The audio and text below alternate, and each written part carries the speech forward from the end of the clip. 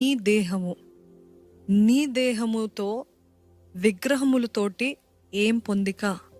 నీ దేహం అనే ఆలయముకి విగ్రహములకి అంటే నాట్ జస్ట్ అదర్ గాడ్స్, విగ్రహములు అంటే అపవిత్రమైనవి, అపవిత్రమైన వాటితోటి ఏంటి సంబంధం?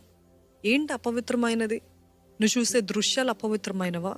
నువ్వు మాట్లాడే మాటలు అపవిత్రమైనవా? నువ్వు తలంచే తలంపులు అపవిత్రమైనవా? దేవుడు అంటున్నాడు, ఈ నా ఆలయానికి విగ్రహముల కంటే అపవిత్రమైన దానికి ఏంటి పొందిక?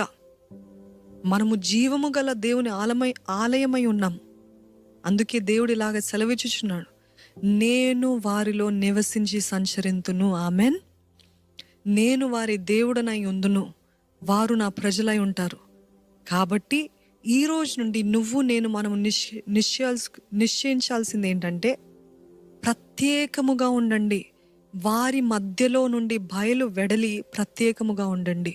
ఎవరైతే మిమ్మల్ని అపవిత్రపరుస్తున్నారో, ఎవరైతే మిమ్మల్ని శోధిస్తున్నారో, ఎవరైతే మిమ్మల్ని తప్పు మార్గంలో నడిపిస్తున్నారో వారి దగ్గర నుండి మీరు బయలు వెడలి ప్రత్యేకంగా ఉండండి. Separate your